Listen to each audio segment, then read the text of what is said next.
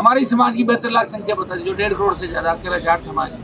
मैं कह रहा हूँ हमारे समाज की संख्या 72 लाख बता दी, कोई 5 लाख, उसको 50,000 बता रहा हूँ। इससे कुछ भी नहीं होगा, ये जानबूझ के कर रहे हैं। और सबसे बड़ी बात, ओबीसी के इलाकों में सर्वे करने ये लोग नहीं थे। ऐसे 6 जिले में जानता हूँ, चाहे पहुंचे नहीं वही लिख दिया बैठे, कोई सुनने वाला नहीं है।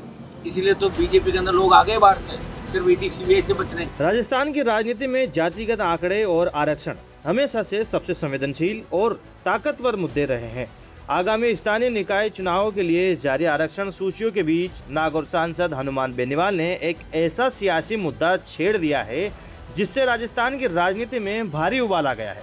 बेनीवाल का सीधा आरोप है कि सरकार ने जानबूझकर ओबीसी और खासकर जाट समाज की जनसंख्या को कागजों में आधा दिखा दिया है। 1.5 करोड़ की आबादी को सिर्फ 72 लाख बताकर आरक्षण के दायरे को सीमित करने की साजिश रची जा रही है। आइए विस्तार से समझते हैं कि बेनीवाल ने सर्वे और आंकड़ों को लेकर क्या क्या गंभीर आरोप लगाए हैं। हनुमान बेनीवाल ने सरकार द्वारा जारी किए गए जातिगत और आरक्षण आंकड़ों पर सीधा सवाल खड़ा किया है। बेनीवाल ने कहा कि पंचायती राज संस्थाओं में आरक्षण को जो नोटिस और आंकड़े निकाले गए हैं उनमें ओबीसी की गणना ही पूरी तरह से गलत की गई है। सांसद ने दावा किया कि राजस्थान में अकेले जाट समाज की आबादी 1.5 करोड़ से ज्यादा है, लेकिन सरकारी दस्तावेजों में इसे घटाकर केवल 72 लाख दिखाया गया है। बेनीवाल का आरोप है कि जहां आबादी 5 लाख थी उसे 500 बता दिया गया। उन्होंने कहा कि ये कोई साधारण गलती नहीं बल्कि एक सोची समझी रणनीति के तहत किया गया है ताकि ओबीसी वर्ग को उनके वाजिब हकों से वंचित रखा जा सके। बेनीवाल ने सर्वे प्रक्रिया की पारदर्शिता पर भी कड़े सवाल खड़े किए हैं। उन्होंने दावा किया कि ओबीसी बाहुल्य इलाकों में प्रशासन की टीमें जमीनी सर्वे करने गई ही नहीं। बेनीवाल ने कहा, मैं ऐसे कम से कम 6 जिले जानता हूं जहां कोई अधिकारी सर्वे के लिए फील्ड में नहीं पहुंचा और वहीं दफ्तर में बैठकर कागजों पर आंकड़े लिख दिए गए। सांसद ने इसे राजस्थान ही नहीं बल्कि पूरे देश में सिस्टम की बड़ी अंधेरगर्दी करार दिया और कहा कि अगर लोग अपने अधिकारों को लेकर जागरूक नहीं हुए तो ये व्यवस्था आम जनता के हक छीन कर रहेगी।